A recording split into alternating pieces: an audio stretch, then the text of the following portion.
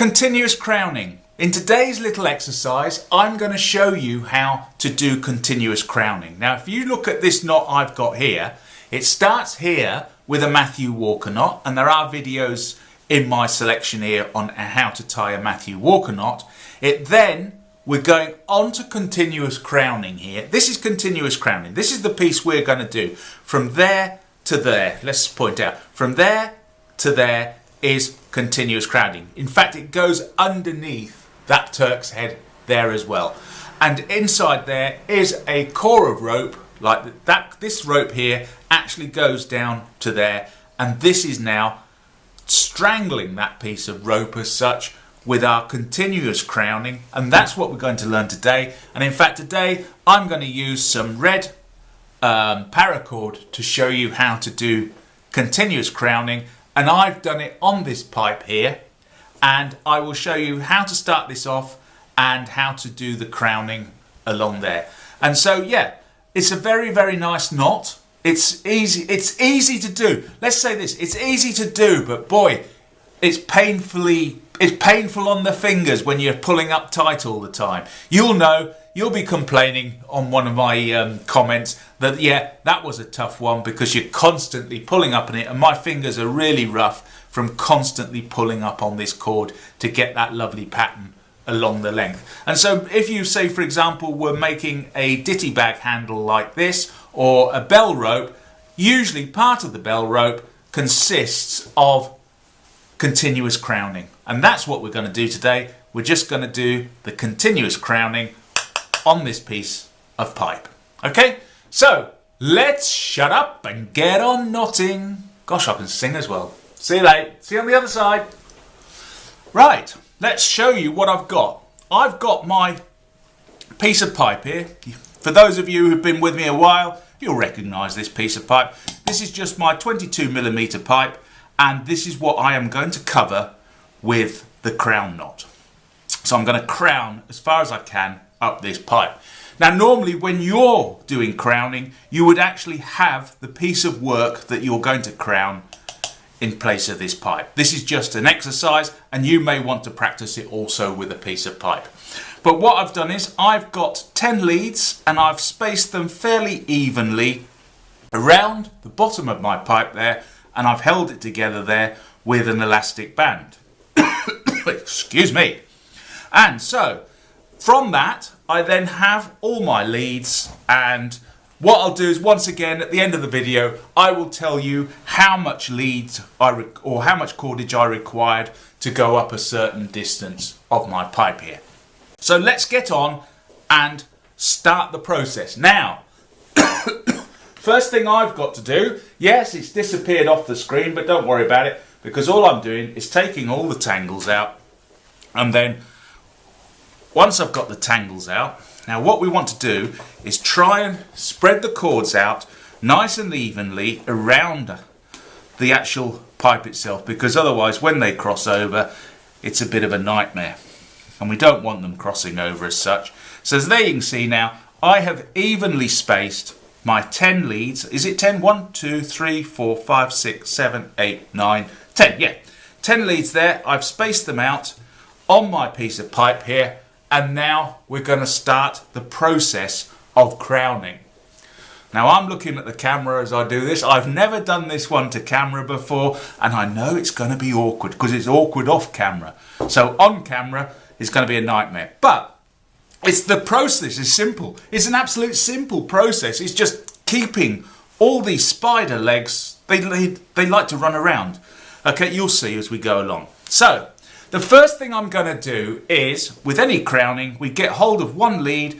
So this one is the nearest to me, and what I'm going to do is pass that lead over this lead here. So this lead is going to go over that one. So pass it over like so, and keep a loop there because we're going to want that loop at the end. So I've now done that. I've passed the left hand lead over the right hand lead. I then get that right hand lead that's just been passed over and pass it over the lead next to it. And that's all we do. It's as simple as that. And then once I've done that, I then get the lead that's just been passed over and pass it over the one next to that. And then once again, I take this lead here that's been passed over and pass it over the one next to it, like so. And then once again, this lead here, we're repeating ourselves a lot. This lead here will pass over this lead here, like so. And then that lead that's just been passed over, you see that one there, it passes over the one next to it, like so. Then that one, hey guess, passes over. So that lead's just been passed over, it passes over the one next to it. And eventually we will get to the beginning. Okay, and then now this one, so that lead's still hanging around the back. That lead's still hanging around the back. Bring them to the front so it's a lot easier. So this one here has been passed over and we pass it over the one to the right of that. Then this one here, just been passed over, passes over to that one there at the right.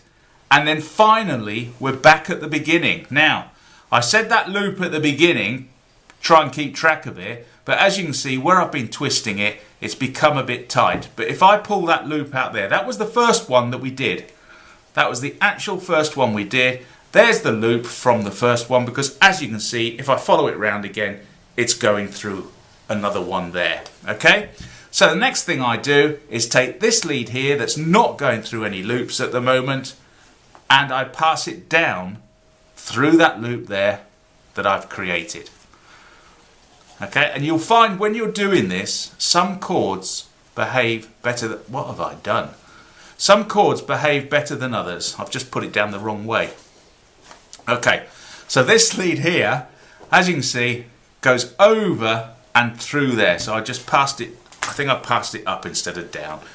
So busy talking. So get that end, pass it down through there, like so, and then that's it. That is now locked in place. We can let go because that is all locked in place, because each chord, as you can see here, as I pull up each one, we're getting quite a sort of floral effect appearing there. And what we've got to do now is we go round and we pull them all up as tight as we can. Now the problem is because this is held there with an elastic band, you don't want to pull too hard because you don't want to pull your cordage out from the elastic band. So what I've done is I've pulled one down tight, and you can see the one that I've pulled down tight is locking the one next to it. So I'm going to go work around the other way this time and just pull that one down tight. Then pull that one down tight, and then move your hand onto it as well, or your thumb, just to keep it all locked in position so that when you pull down, you can pull down fairly tightly. And there we go. See, that's coming there. Pull that one down tight. So just go around each one in turn and pull it through so that it gets tightened onto the mandrel itself. There we go. Oh, perhaps a bit too harsh on pulling there. And there was a good bit of slack there, but we'll pull that one through. Another piece there, pull that through, and it looks like we've gone round to the beginning. But what you want to do, now this is the tricky bit, is you want to go around a couple of times and pull it up tight, because you see some are now coming loose. You can go around either way, whichever way suits you the best, and just pull it through. You'll find there's a little bit more to pull through each time. Like that. So what I'll do is I will just go around and tighten them all up, and then I'll come back to you again in a second. Okay, so as you can see, I've gone round and I've pulled up each one, and we've got this nice little loop here that's going down into there. And if I can see now here, I can still pull a little bit more. Try and pull it as hard as you can without disrupting the cord underneath, so it doesn't slip out from where it's been held by the elastic band. Okay, and so there I've now done that as much as I dare. The first bit is always the hardest with this one that I found. Okay, so now that I've done that, we do exactly the same again. We go around and we crown another layer over the top of that, and gradually as you work your way up here, you can really tug on it in the end and get it really tight. But at the beginning, just be gentle with it, not too tight. And don't forget, these scraggly ends here that we've got at the bottom here will be covered with a Turk's head or something similar, so that you don't see all those scraggy ends at the bottom. Okay, so let's go around and do that again. Off camera, because off camera I'm just sorting out all my leads. Make sure they're not tangled up, like so, and there we go. I've untangled them all, and now we start the whole process again. It doesn't matter where we start, and the only thing I would say is, depending on the pattern you want, I'm going to go clockwise all the way round. So I'm always going to go around that way, but if you go around the other way, your pattern will be the opposite, and you can go alternative. You can go one way clockwise, the other way anti-clockwise, and you'll get a different pattern appearing up your pipe. That doesn't sound right, does it? A pattern up your pipe. Anyway, you know what I mean. Right, so what I'm going to do now is just take the first one I come to, is this one, and I'm going to pass it over the one next to it. So there you go.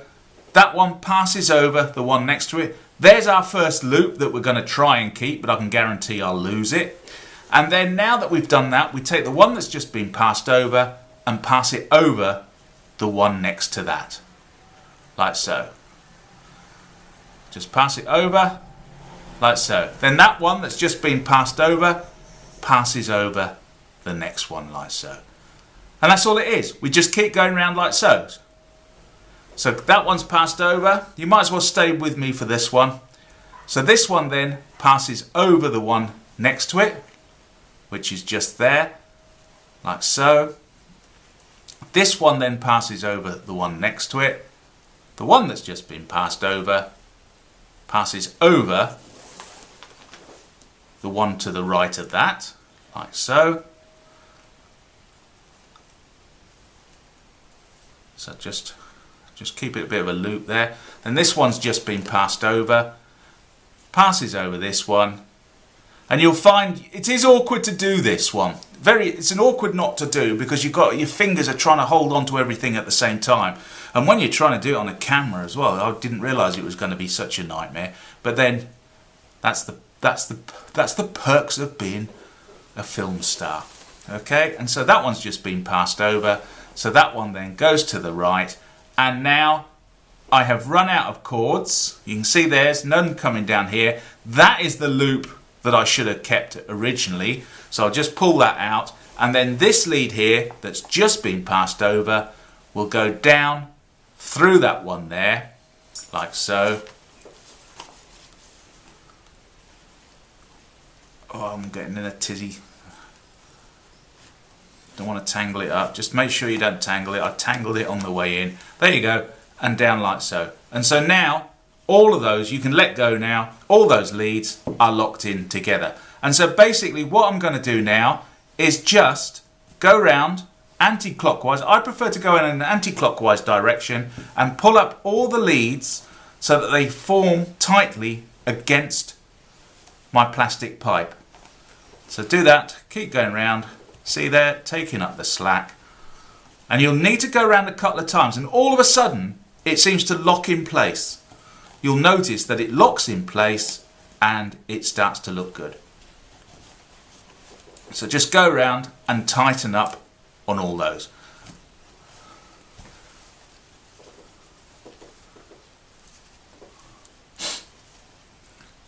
And don't forget, if you like this video, give me a thumbs up. If you don't like it, give me a thumbs down, but tell me why you don't like it or do like it, because I always appreciate that. Even if you're horrible to me, I don't mind. Just tell me why. That's all I want to know. Okay? So right, so what I'm going to do is I'm going to go round. You've got to keep going round and basically pulling up all the slack so then it sits tight against the pipe.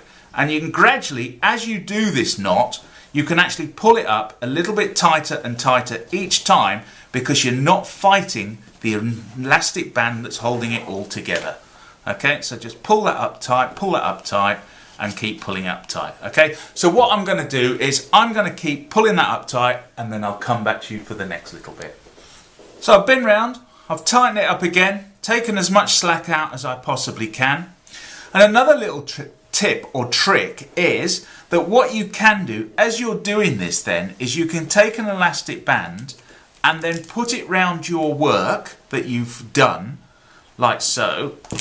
Just get it round properly, put it round your work so that it locks your work in place and keeps it locked in place whilst you're doing the row above. And then each time you can then slide that bit of elastic up the tube or whatever piece of work you're doing, and that will hold the actual knots in place. So it looks a bit scruffy at the moment, but you can see here now it's become slightly undone, but as I go around I can tighten it up again, and then I will be able to move my elastic band up a row as I finish the next row. Okay, so that's just a little tip for doing that. So once again, what we do is show you for a last time here, and then I'll go away and do a fair bit. Get all our scraggly, it's so difficult this when you've got all these, and look, it's just come undone with me pulling up on there. So just get your hand in there and just pull it up nice and tight as you can. That's it, all the way round, like so. All your strands. Don't miss one out because you don't want a slack bit in it. And then the next thing we do is we separate all our strands out again and we start all over again. And so this time I'm going to take this one here and pass it over that one there, and keep that, try and keep that loop there for the first one. You'll recognize it when you get round to it if you've lost the loop. Okay, so that first one has passed over that one. This one then passes over the one next to it, and so now the one that's been passed over passes over the one next to that, and that's all it is, all the way round, like so. Then this one's been passed over, so it goes over that one.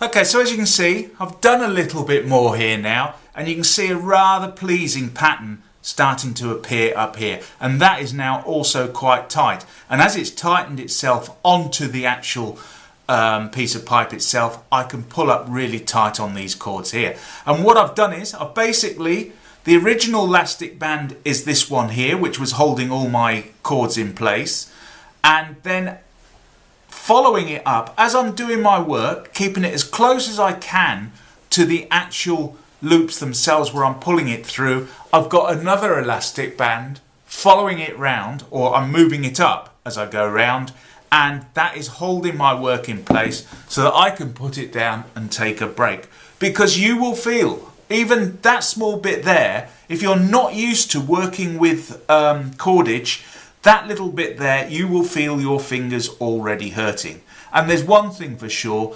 nobody, I promise you, nobody will know how much effort you've actually put into making this unless they are, of course, knotters themselves.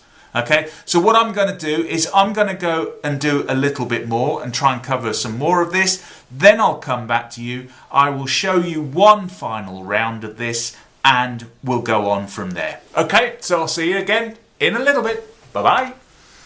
So as you can see, done a little bit more, got a couple of inches there now, and it's a lovely decorative pattern that started to appear. And so basically what I would do is I would just carry on up my piece of work until this pattern is at a point where I want to stop. Now the thing is, where these scraggly ends are here, and obviously here, what I would do is at these points here is possibly tie a Turk's head or another decorative knot just to cover those up, so we have a lovely pattern there leading up to, say, a Turk's head, leading up to other knots. And this is how bell ropes are made. So when you see these nice patterns on bell ropes, one of the techniques they probably use, not all bell ropes have it, is that they will do continuous crowning. So there you go. So let's show you one last time. Oh, also the other thing is, as you can see, as I've worked along, I've moved an elastic band up to keep it all nicely locked in place, and that is really now firm to get hold of. I can't even twist it when I'm getting hold of it. So yeah, it does a lovely job. It just takes time and it hurts the fingers. Now to finish this off, you can tie, if I decided that's just the length I want there, I could then go round with a constrictor knot, go around the whole outside here, and then constrict it with a constrictor knot. And then where the scraggly ends are, I can then tie a Turk's head on there, tie a Turk's head on there, and it looks rather beautiful. And in fact, here is one I've done previously on one of my Ditty bags, and you can see that's the pattern there. It's just slightly thicker cord that I've used there, and I've started, from what I remember from doing this, I started here with a Matthew Walker knot, and there's videos on the Matthew Walker knot as well. And then where the cords come out of the Matthew Walker knot, I then started crowning all the way up my cord here till I got to this point here. As soon as I got to this point here, I basically cut all the cords flush, and then I covered it with a nice Turk's head at that point there. And so you can see here, that's how we completed that knot. So we started here, and it actually worked that way up. And you can see also that this is on a taper, and gradually as it's tapering, these little tucks are getting bigger as we go along. It's got a nice effect to it. And so that's what we've done here. This is on a straight piece of pipe, and this one is on a piece of rope. And you can see here, that's where I started. So I didn't in fact need to clamp that end with any form of constrictor knot or anything. And there's actually a rope running down inside in the middle of that, and I've basically crowned all the way up as far as I wanted, then cut it off flush at that point there, and tied a Turk's head round the top of it. And that's exactly what I can do here. I can put a Turk's head at that end, a Turk's head at that end, and I've got a lovely pattern in between. Imagine if that was the whole length of it. But don't forget, at the end of the video, I will tell you how much cord you need for X number of inches. So that is continuous crowning. I hope you enjoyed that one, and I'll see you again shortly. Oh, and just remember, thumbs up or thumbs down, but please leave a comment and tell me how I can improve things, or if you like things, okay? And also share it. I like it when other people can also benefit from this as well, okay? So catch you again shortly. See you next time. Bye-bye.